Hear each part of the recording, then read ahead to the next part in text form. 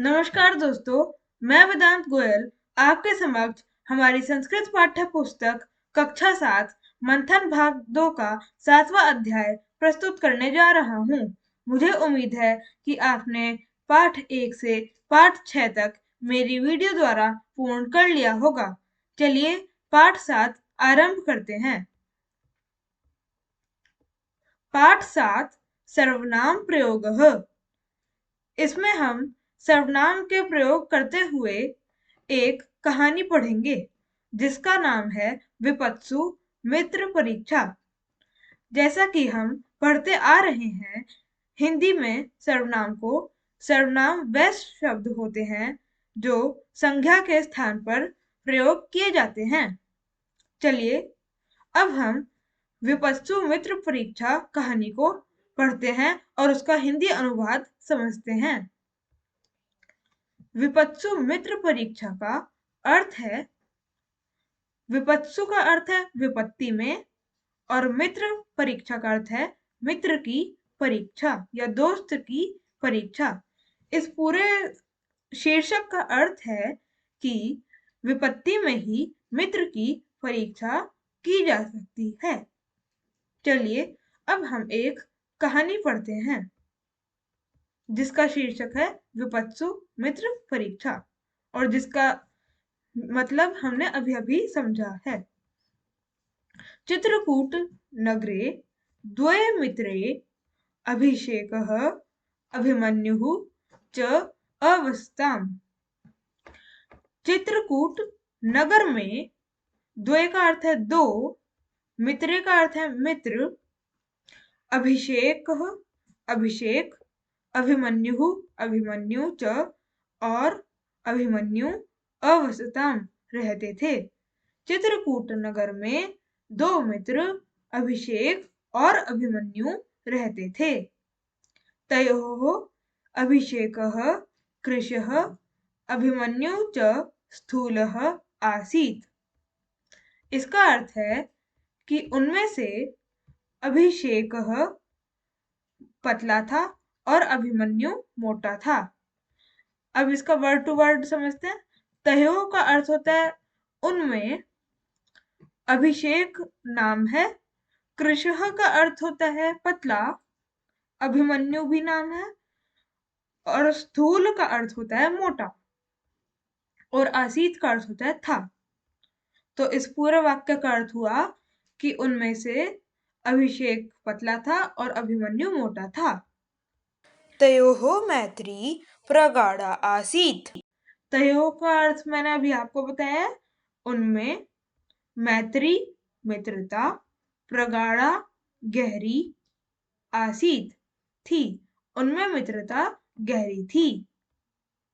तौ सदैव सह एव विद्यालयम् अगच्छताम् अपठताम् अखेलताम् च।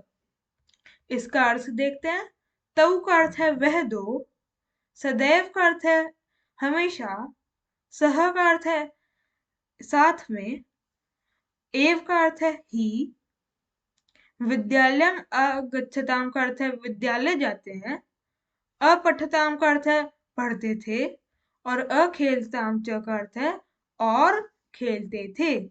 तो इस पूरे वाक्य का अर्थ हुआ कि वह दोनों हमेशा एक साथ ही विद्यालय जाते थे, पढ़ते थे और खेलते थे। चलिए आगे देखते हैं। एकदा तौ भ्रमणाय कॉर्बेट राष्ट्रीय उद्याने अगच्छताम्। एकदा का अर्थ है एक बार, तौ का अर्थ है वह दो, भ्रमणाय का अर्थ है घूमने के लिए, कॉर्बेट राष्ट्रीय उद्याने ये एक जगह का नाम है, इसको इंग्लिश में कहते हैं कॉर्बेट नेशनल पार्क और इसमें उद्याने का अर्थ है पार्क या बगीचा, अगच्छताम का अर्थ है गए थे। तो एक बार वह दोनों घूमने के लिए कॉर्बेट नेशनल पार्क गए थे। तत्र एका सरिता अपि वहति। तत्र का अर्थ है वहां, एका का अर्थ है एक स्त्रीलिंग में, सरिता का अर्थ है नदी, अपि का अर्थ है भी, वहती का अर्थ है बहती है। तो वहां एक नदी भी बहती है। तस्याः तटं लताभिः वृक्षे च आच्छादिता आसन्।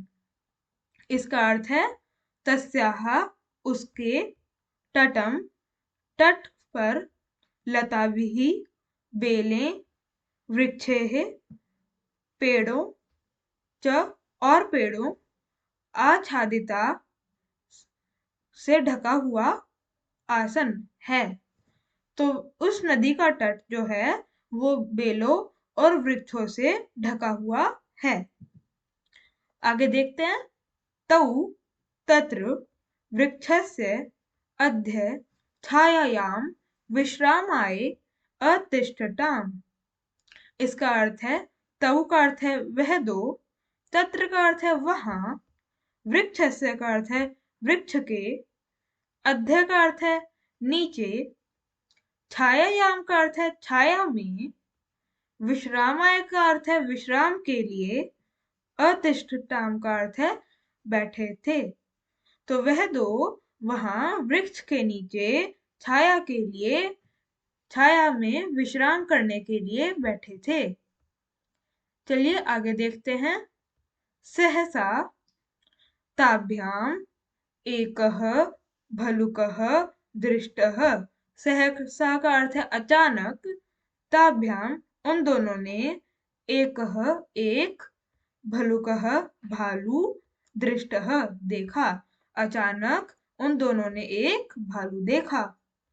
भीतः अभिषेकः वृक्षम् आरोहत् किंतु स्थूलः अभिमन्यु एतद् कूर्तम् असमर्थः आसीत्। भीतः का अर्थ है डरा हुआ, अभिषेकः अभिषेक, वृक्षम आरोहत वृक्ष पर चढ़ा, किंतु किंतु का अर्थ है पर या परंतु, स्थूलः मोटा, अभिमन्यु एतद् कुर्तम ऐसा करने में, असमर्थ आसीत असमर्थ था या वो ऐसा नहीं कर पा रहा था। इस पूरे वाक्य का अर्थ देखते हैं। डरा हुआ अभिषेक पेड़ पर चढ़ गया पर मोटा अभिमन्यु ऐसा करने में असमर्थ था। आगे देखते हैं। अभिमन्यु अतीव भीतः आसीत। अभिमन्यु अतीव का अर्थ है बहुत, भीतः का अर्थ है डरा हुआ, आसीत का अर्थ है था। तो अभिमन्यु बहुत डरा हुआ था। तेन श्रुतम् आसीत् यत् भलुकः मृतं प्राणिं न भक्ष्यति। तेन का अर्थ उसने, श्रुतम का अर्थ सुना था, आसीत का अर्थ था, यत् का अर्थ की, भलुकः का अर्थ भालू, मृतम का अर्थ मरे हुए या मृत, प्राणिम का अर्थ है प्राणी या लिविंग थिंग या ऑर्गेनिज्म कह सकते हैं, न भक्ष्यति नहीं खाता। उसने सुना था कि भालू मरे हुए प्राणी को नहीं खाता। अतः सह मृतवत तरोह मूले अतिष्ठ। इसलिए सह वह, मृतवत मरे हुए के समान, तरोह पेड़ के, मूले जड़ में, अतिष्ठ लेट गया। इसलिए वह मरे हुए के समान पेड़ के जो जड़ होती है उसमें लेट गया। फिर है भलुकः तं जिग्राए मृतं च मतवागतः। भलुकः का अर्थ है भालू, तम का अर्थ है उसको, जिग्राए का अर्थ है सूंघ कर, मृतम का अर्थ है, मृतम च का अर्थ है और मरा हुआ, मतवा का अर्थ है मानकर, और गतः का अर्थ है चला गया। तो भालू उसको सूंघकर और मरा हुआ मानकर चला गया। आगे देखते हैं अगले पेज पर। अभिषेकः वृक्षात् अवतीर्य तस्य समीपे आगतः। अभिषेक वृक्षात् वृक्ष के, अवतीर्य वृक्ष से नीचे उतरकर, तस्य समीपे उसके समीप, आगतः आया। तो अभिषेक वृक्ष से उतरकर उसके पास आया। किसके पास आया? अभिषेक आया अभिमन्यु के पास। सह अभिमन्युम अपृच्छत। सह का अर्थ है उसने या वह, अभिमन्यु से अपृच्छत पूछा, उसने अभिमन्यु से पूछा, मित्र भलुकः तव कर्णे किम कथ्यति स्म। तो उसने संबोधन करते हुए पूछा कि मित्र भलुकः भालू ने तब तुम्हारे कर्णे कान में, कर्ण का अर्थ होता है कान, किम क्या, कथ्यति स्म कहा था। तो भालू ने तुम्हारे कान में क्या कहा था। तो फिर अभिमन्यु अवदत, अभिमन्यु बोलता है या अभिमन्यु ने बोला था, तेन कथितम यत यह विपत्सु सहायः भवति सह एव मित्रम अन्य तु विश्वासः न कार्यः।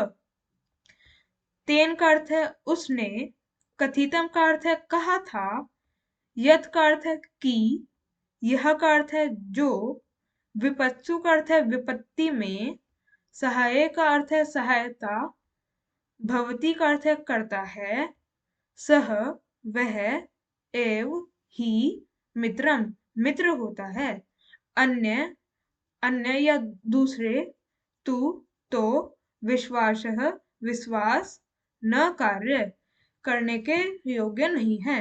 इस पूरे वाक्य का अर्थ है कि उसने कहा था कि जो विपत्ति में सहायता करता है वही मित्र होता है, अन्य सारे विश्वास करने के लायक नहीं होते, उन पर विश्वास नहीं करना चाहिए।